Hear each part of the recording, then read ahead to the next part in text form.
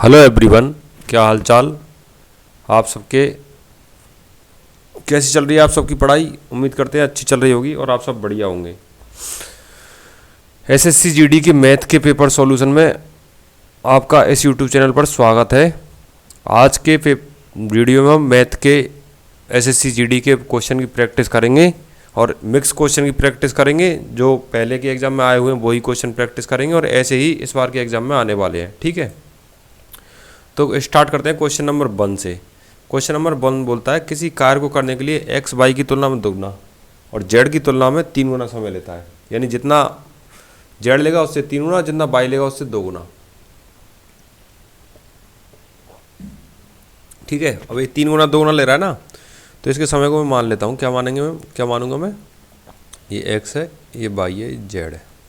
यानी जेड लेगा 2 समय, तो x लेगा 6 समय, 3 गुना तभी होगा, और y लेगा 3 समय तभी 2 गुना होगा। और बोल रहा है तीनों मिलके काम करेंगे। मैं मान चल लेता हूँ पूरा काम है कितना, 6 यूनिट। ठीक है, तो ये एक दिनों करेगा 1 यूनिट, ये एक दिनों करेगा 2 यूनिट, ये एक दिनों करेगा 3 यूनिट। तीनों मिलकर काम करेंगे, 2 दिनों पूरा काम खत्म कर देंगे। तो ये 1 यूनिट करता है, ये 2 यूनिट करता है, ये 3 यूनिट करता है। यानी 6 यूनिट एक दिन में करेंगे तो 2 दिन में 12 यूनिट काम कर देंगे। यानी पूरा काम है 12 यूनिट। ठीक है, 12 यूनिट है ना पूरा काम है। अब बोल रहा 12 यूनिट काम को बाई अकेले कितने दिनों करेगा, तो बाई एक दिन में 2 यूनिट करता है। ठीक है जी, तो 12 यूनिट कितने में करेगा, आप बोलोगे 2 का भाग दे दो, यानी कि 6 दिन में करेगा। और 6 दिन कौन से ऑप्शन में, ऑप्शन नंबर 1 में। तो ऑप्शन नंबर 1 ये आपका उत्तर हो जाएगा। उम्मीद करते हैं समझ में आया होगा। नहीं समझ में आए तो क्वेश्चन को रिपीट करके देख लीजिएगा, समझ में आ जाएगा। ठीक है, क्वेश्चन नंबर 2 बोलता है पी क्यू का 220% है। ये भैया P है और ये Q है। अगर Q 100 है तो P 220% यानी 220 है। ठीक है, बोल रहा है Q यानी 100, P प्लस Q इन 220 और 100 320, 220 प्लस 100 320 होता है। ये आप सभी जानते हैं। का कितना प्रतिशत है, तो 100 से गुना। 220 और 100 320, यानी 100 भाग 320 गुना 100। ठीक है, 100 गुना 100 करेंगे तो 10,000 में 320 का भाग देंगे, 0 से 0 काट देंगे, यानी कि 1000 बटे 32। इसको सोल्व करेंगे तो ये आएगा 32 3 96, 1 बच जाएगा, 4 बच जाएगा, हो जाएगा 40, 32 से कम 32, यानी 31 पॉइंट कुछ आएगा। 31 पॉइंट कुछ ऑप्शन नंबर 3 में। तो ऑप्शन नंबर 3 है ना, वो आपका उत्तर हो जाएगा। उम्मीद करते हैं ये भी समझ में आएगा। हलवा सा क्वेश्चन था, कुछ ही स्टेप में आपका आंसर आ गया। ऐसे ही एग्जाम में करना है और एग्जाम में भी ऐसे ही हो जाएगा। यहाँ पे पूरा सॉल्व नहीं करना है। 5 अंकों की उस छोटी से छोटी संख्या, अब आपको पता होना चाहिए 5 अंकों की सबसे छोटी संख्या क्या होती है। आप बोलोगे 10,000 होती है, जो 18 21 24 से पूर्णतः विभाजित है। हमको ऐसी कंडीशन में इन तीनों का लेना होता है, एलसीएम लेना होता है। 18 21 और 24, अब आपको एलसीएम लेना आना चाहिए।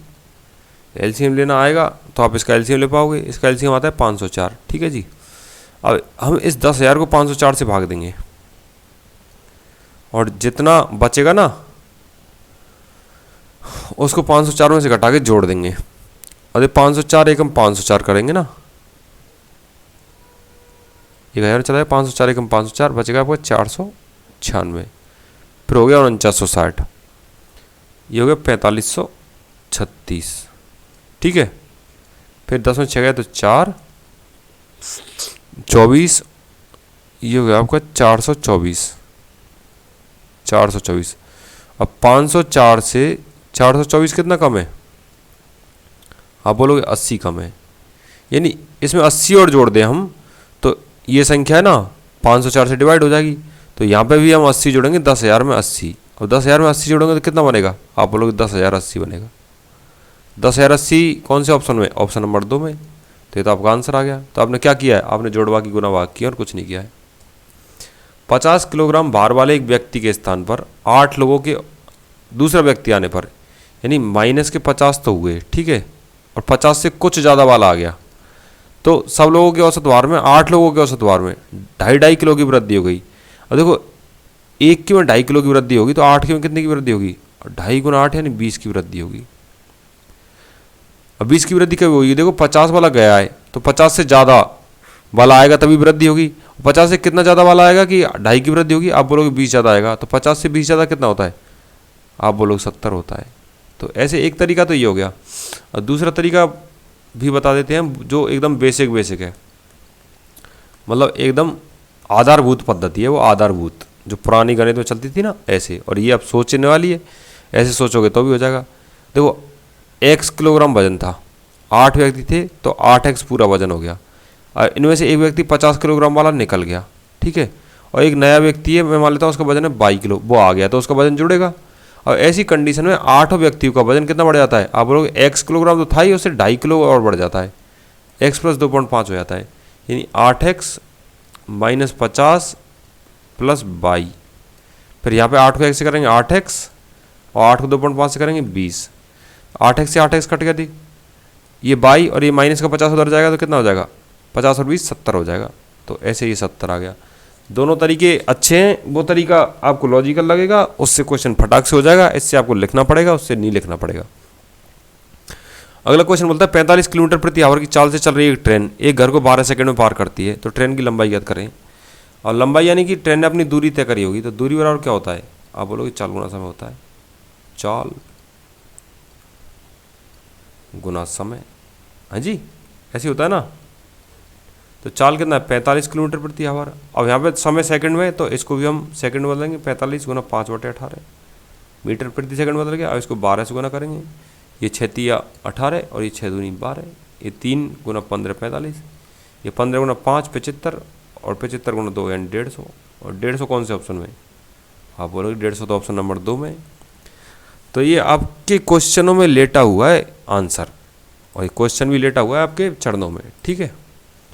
अगला क्वेश्चन बोलता है 5 विषय में अमित के प्राप्तांक औसत प्राप्तांक 72 हैं, और इनमें से 3 विषयों में उसके औसत प्राप्तांक 70 हैं। तो बचे हुए 2 विषयों में अमित के औसत प्राप्तांक कितने हैं, ऐसे बताना है आपको, ठीक है जी। अब ये 5 विषय हो गए, अब एक विषय में है इसके 72, कहाँ लिखूँ यार,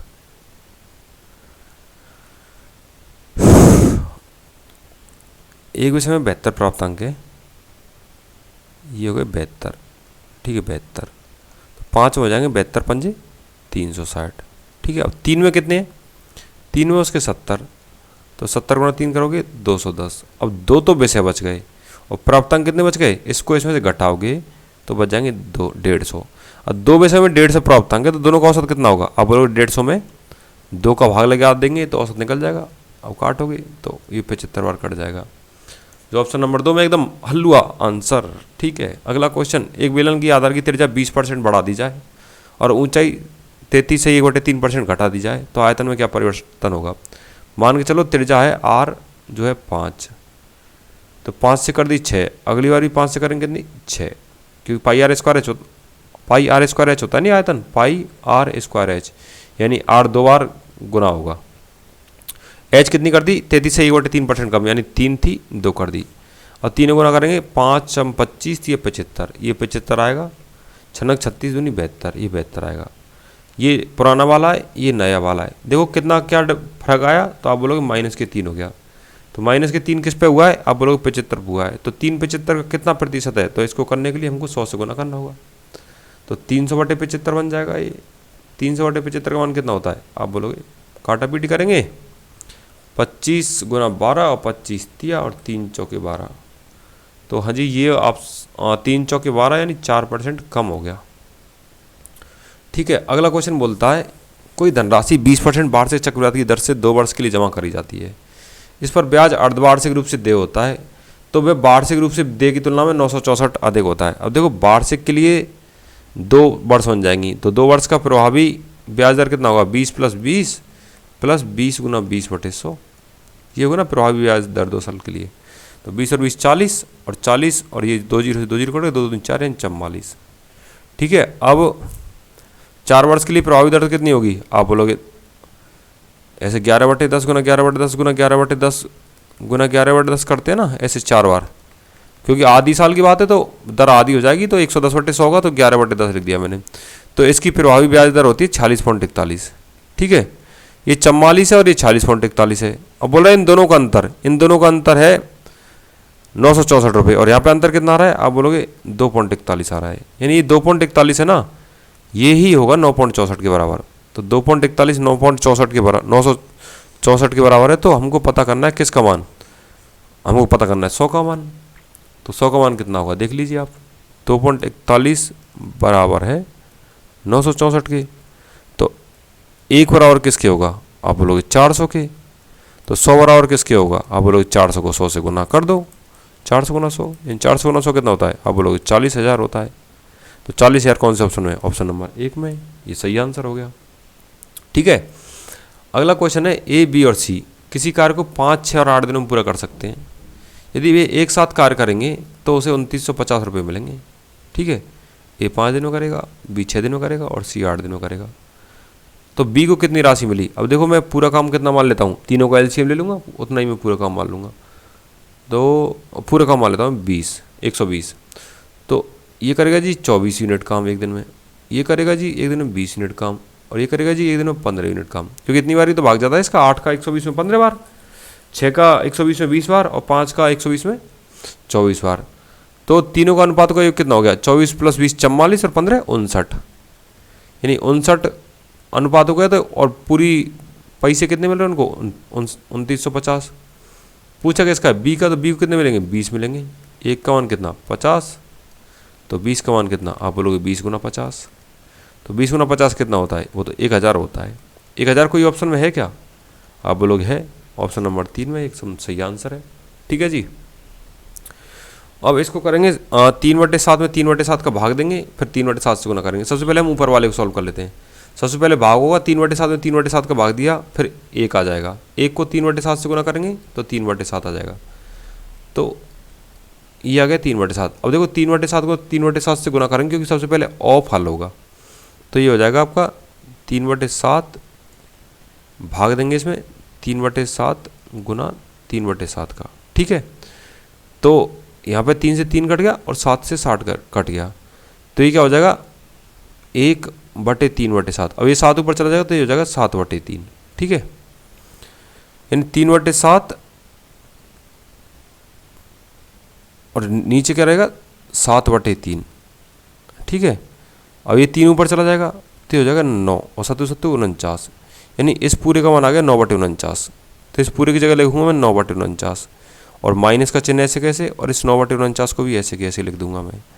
तो इसमें से ये घट ही जाएगा, तो 0 आंसर आ जाएगा, जो ऑप्शन नंबर 4 में। ठीक है जी, समझ में आ रहा होगा। एक मिश्रण में एल्कोहल जल का अनुपात है 3:4। ये एल्कोहल को क्या बोलते हैं, ग्रामीण भाषा में बोलते हैं एल्कोहल को दारू और जल। ठीक है, चलो शराब बोल देते हैं, शराब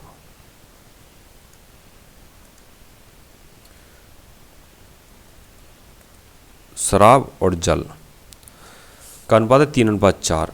ठीक है, और 8 लीटर पानी मिलाया तो इसका अनुपात हो गया 5:8। देखो यहाँ पे 3 है, यहाँ पे 5 है। शराब में तो कुछ मिलाया नहीं, तो शराब का अनुपात तो एक जैसा रहना चाहिए। तो इन दोनों अनुपातों को बराबर करने के लिए इसको 5 से गुना करना पड़ेगा और इसको 3 से गुना करना पड़ेगा। तो 3 पंजे होता है जी 15 और 4 पंजे होता है 20।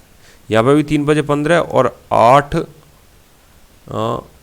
5 थी 15, 8 थी 24, यानी कि ये एल्कोहल और ये है वाटर।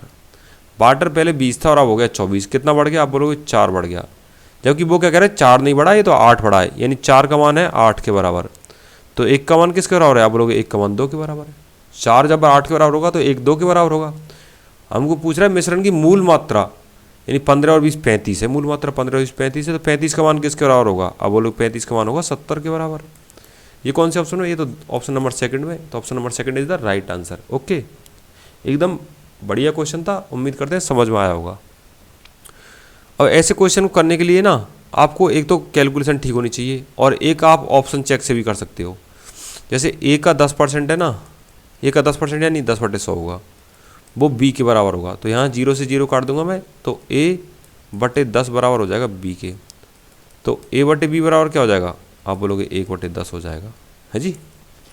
a/b 1/10 हो गया। तो 20 का b परसेंटेज, यानी 20 का 10% कितना होगा, आप बोलोगे 2 होगा, है जी।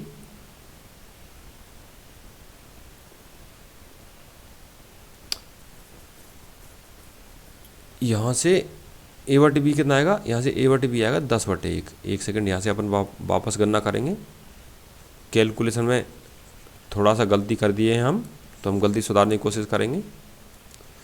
यहाँ से a/10 बराबर b है, तो यहाँ पे 1 लगा लेंगे, तो a/b बराबर क्या आ जाएगा, 10/1 आ जाएगा।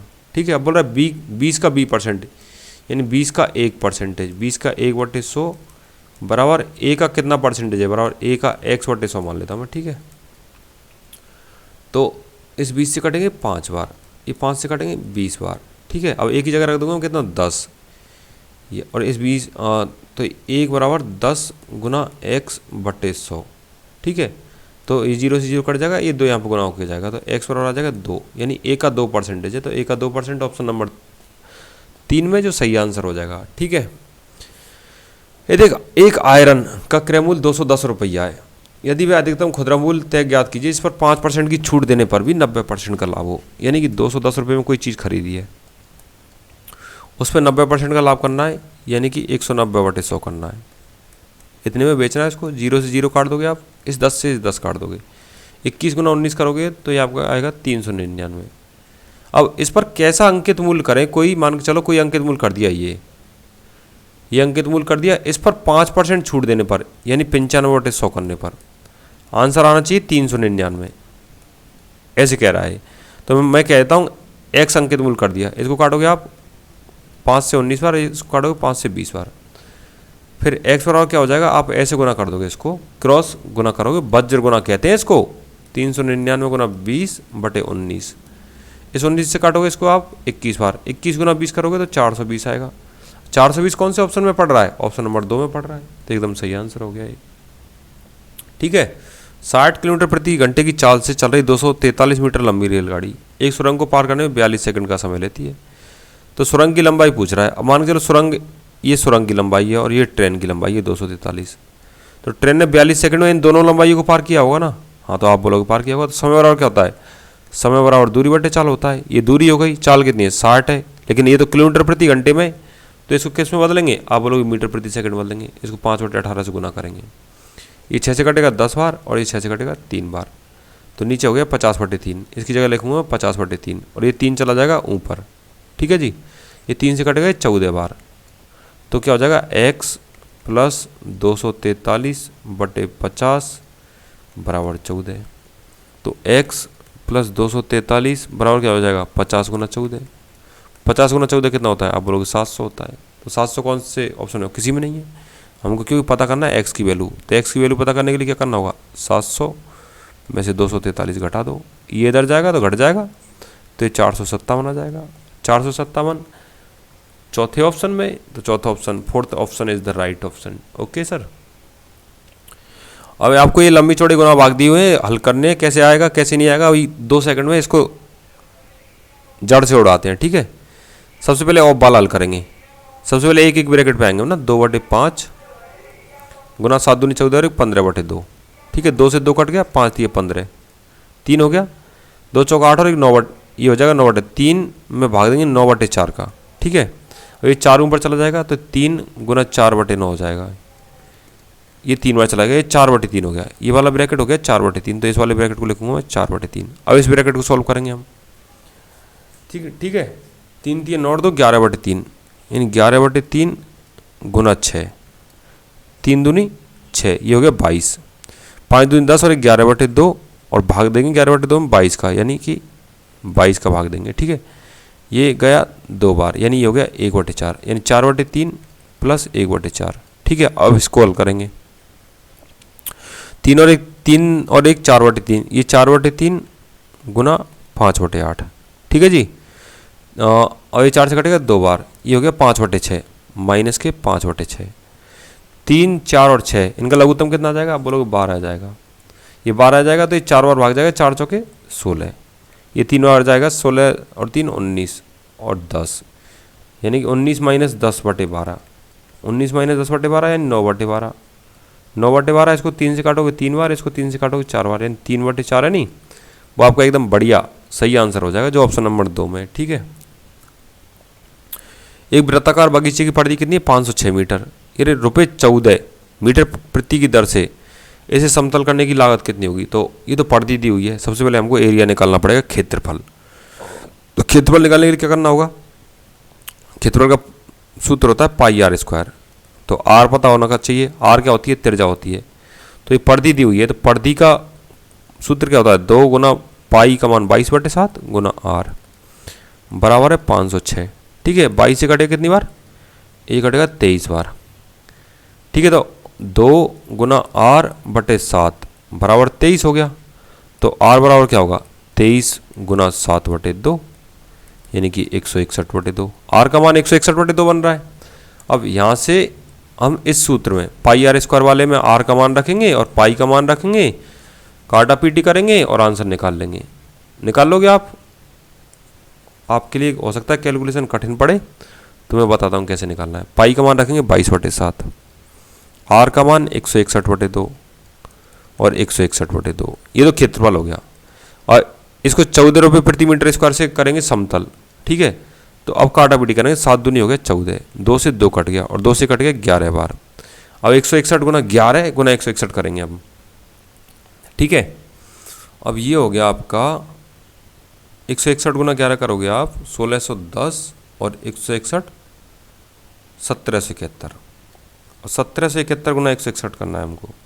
ठीक है, ये आएगा 1, कैरी आएगी 16, 161 7 11 27 1143, कैरी आएगी 114, 161 7 11 27 और 114 1241 का 1, कैरी आएगी 124, 161 और 124 285, यानी 285 131 है ना, वो आंसर आएगा जो कि ऑप्शन नंबर 2 में है। जोड़ बाकी गुना भाग खुद से करने, बाकी तरीका है ना ऐसे रहेगा। ठीक है,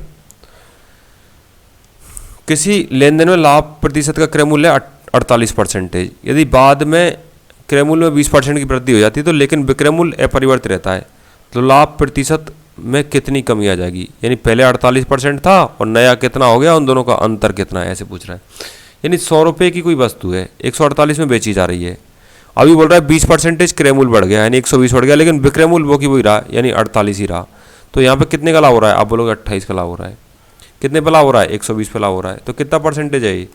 आप काटा पीटी करोगे, यानी 280/12 यानी 70/3, यानी ये है 23.33%।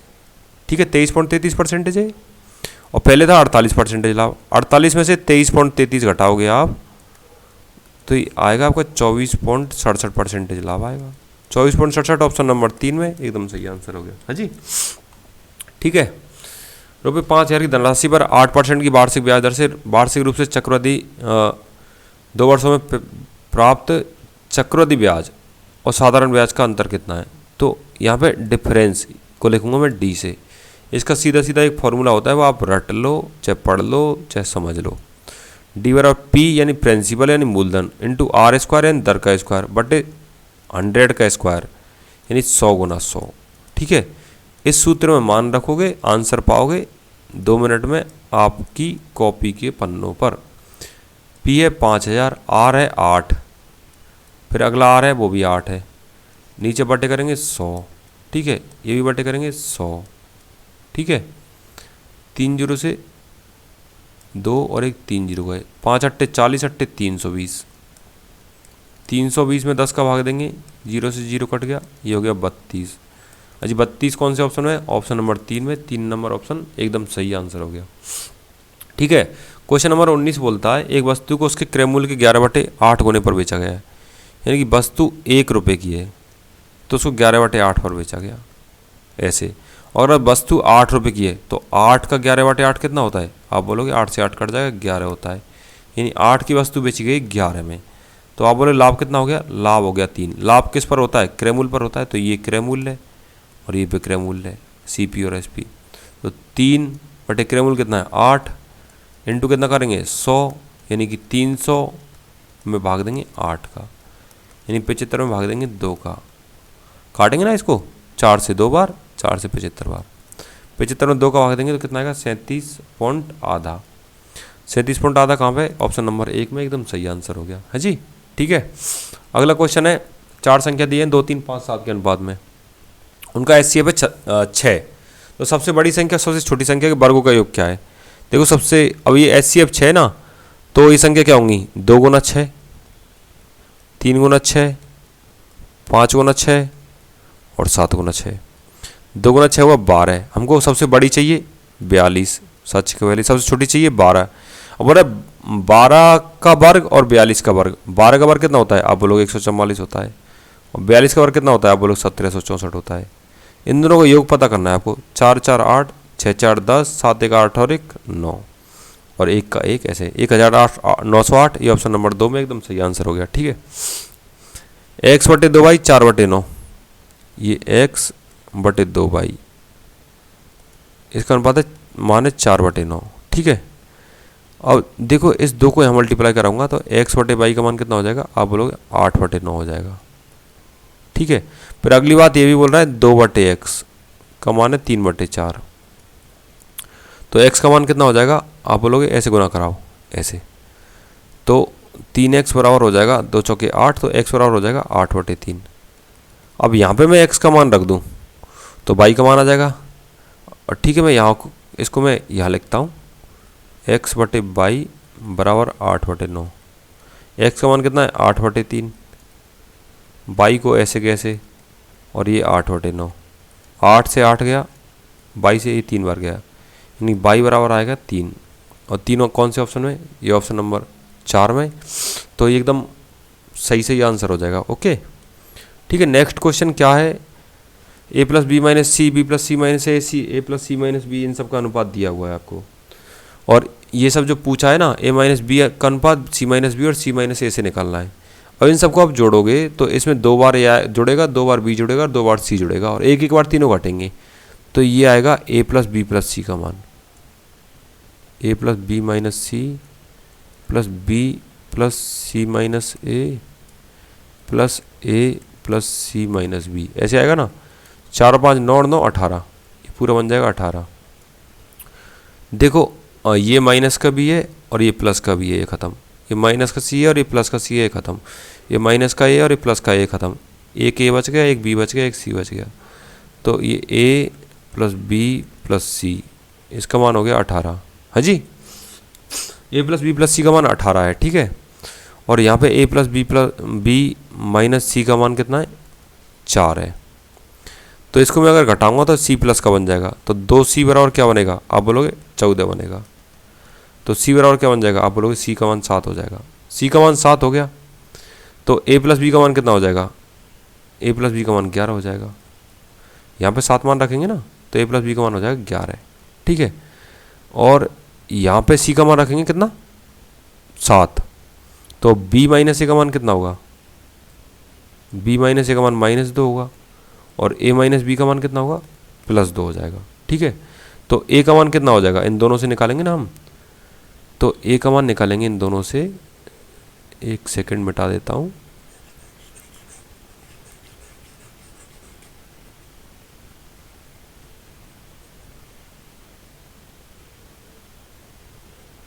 a का मान निकालेंगे इन दोनों समीकरणों से, तो आएगा आपका, ठीक है, a plus b 11, a minus b 2 है, a प्लस बी है 11, a माइनस बी है 2, तो a का मान आएगा 11 और 2 13 बटे 2, 13 बटे 2, और b का मान कितना आएगा? 9 बटे 2, और c का मान कितना है? c का मान 7 है।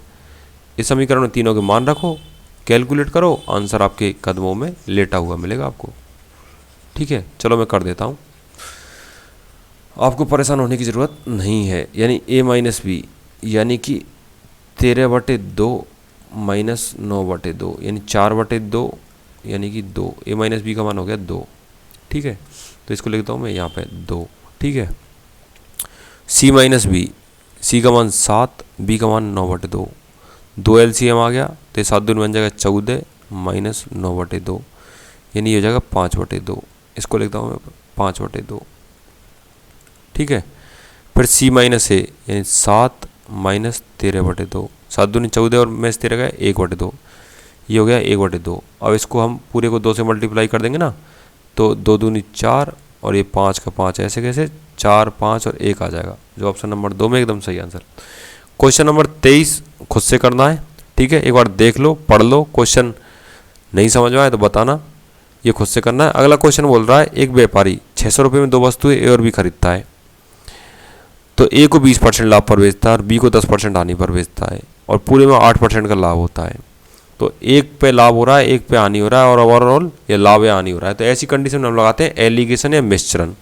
तो ए की जगह लिखेंगे 20 और बी की जगह लिखेंगे हम 8 माइनस के 10। ओवरऑल हो रहा है प्लस 8% लाभ। ऐसे आपने क्रॉस वाला एलिगेशन लगाना सीखा होगा। इन दोनों का अंतर बन रहा है 12, ठीक है, यानी 20 माइनस 8 12 और 8 माइनस 10, ये 20 माइनस 8 है ना, 20 माइनस 8 है ये लाइन पे, और इस लाइन पे 8 और माइनस और ये माइनस का 10 है ना, तो ये हो जाएगा 18, यानी कि ए और बी का अनुपात आएगा 18:12, ठीक है। और पूरे 30 का मान कितना है, आप बोलोगे 600 है। पूछ किस करा है, ए का है, तो ए का मान कितना है 18, तो 18 का पता करना है, तो कितना होगा 600/30 गुना 18, ये कटेगा 20 बार। 20 गुना 18 कितना होता है, आप बोलोगे 360 होता है। 360 कौन से ऑप्शन में, ऑप्शन नंबर 2 में, एकदम सही आंसर हो गया, ठीक है। अगला क्वेश्चन बोलता है 7500 की धनराशि पर 24% वार्षिक दर से, यानी 12 महीने में 24% ब्याज लेना है, से 3 महीने में प्राप्त चक्रवृद्धि ब्याज कितना होगा यदि ब्याज मासिक रूप से देना हो। देखो 12 महीने में 24% ब्याज लेना है, तो एक महीने में कितना लेना होगा, आप बोलोगे 2% लेना होगा।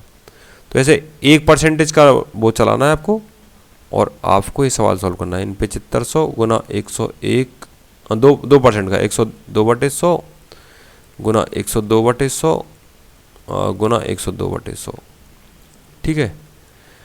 अब आप इसको 51/50 भी कर सकते हो, 2 से काट के। इसको भी 51/50 कर सकते हो, इसको भी 51/50 कर सकते हो, है जी, ठीक है। अब यहाँ से 1 0 2 0 1 0 2 0 खत्म, 55 25 30 75 हो गया ये, यानी ये आएगा आपका 3 गुना 51 गुना 51 गुना 51, ठीक है,